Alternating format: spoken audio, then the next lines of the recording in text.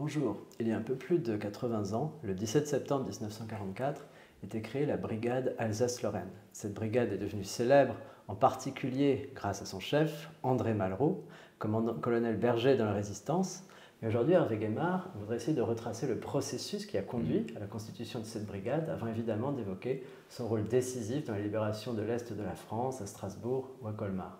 Alors finalement, d'où vient cette brigade? Je crois que ses origines remontent finalement à 1940. Oui, puisqu'en novembre 1940, l'Alsace et la Lorraine sont réannexées au Reich, et donc beaucoup d'Alsaciens et Lorrains s'enfuient en France, et notamment il y a un chef charismatique qui s'appelle Paul Dingler, qui crée ce qu'on appelle le réseau martial, qui est connu comme tel à Londres assez rapidement, donc qui s'organise dans le sud-ouest et dans le sud de la France, qui est très cloisonné, avec des détachements qui n'excèdent pas 25 hommes, et qui commence à se rendre utile dans une résistance de plus en plus importante au fil que progressent les années.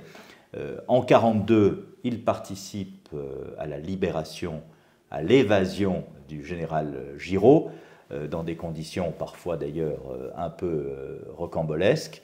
Et c'est en 1944 qu'André Malraux, qui entre-temps a pris le maquis dans le Lot, maquis dans lequel ses deux demi-frères l'avaient précédé, rejoint cette brigade Alsace-Lorraine, qui aura un rôle militaire très important de septembre 1944 à mars 1945, dont le commandant opérationnel sera le futur général Jacot, et l'aumônier, le père Bockel, qui a écrit un témoignage bouleversant sur cette période.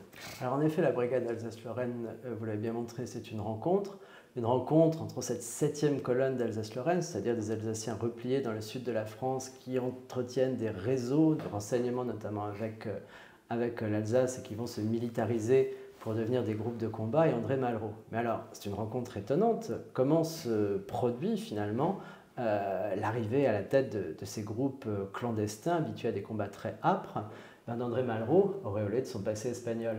Alors, cette brigade est dans la première armée française de Lattre, qui est cette armée de l'amalgame, et je crois que de Lattre a dit que la brigade d'Alsace-Lorraine, c'était 300 pouilleux, donc c'était des hommes qui venaient de partout, et c'est vrai que dans cette brigade un peu hétérogène, voire hétéroclite, Malraux peut à la fois détonner, mais aussi intriguer, puisqu'il a quand même ce passé de l'escadrille Espagna pendant la guerre d'Espagne, et tous les témoignages concordent pour dire que, compte tenu de son charisme, il s'est très vite imposé à ses hommes, avec évidemment le tandem qu'il forme avec Jacot.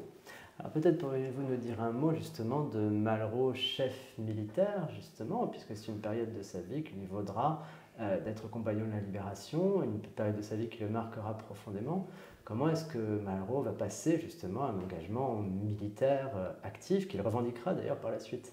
Alors Malraux a été fait prisonnier en 1940, près de Sens. Il s'est évadé au début de l'automne 1940. Ensuite, il rejoint sa compagne Josette Clotis dans le Midi, où il continue d'écrire, mais refuse de publier en France tant que les Allemands sont en France. Ses deux frères, ses deux demi-frères sont déjà dans la résistance, et en fait, il y entre assez tardivement, estimant qu'en 1942, c'était sans doute encore trop tôt. Mais dès 1944, 43-44, il s'engage vraiment dans le Lot, en Corrèze, et c'est ainsi qu'il rejoint cette brigade Alsace-Lorraine.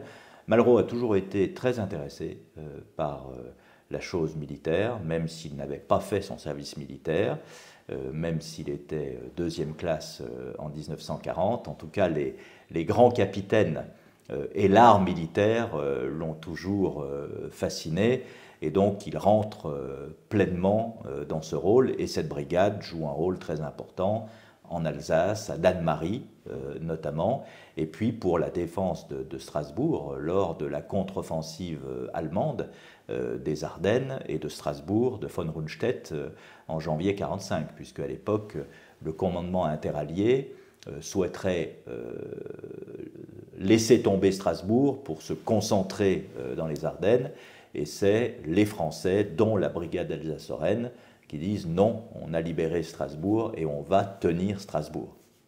Merci. Donc, quand le 17 mars 1945, cette brigade est dissoute, elle a donc un passé, comment dire, à la fois bref et en même temps extrêmement lourd de combat pour la libération de la France à Strasbourg, comme vous l'avez bien rappelé, ou dans la poche de Colmar. Merci beaucoup, Hervé Gaimard.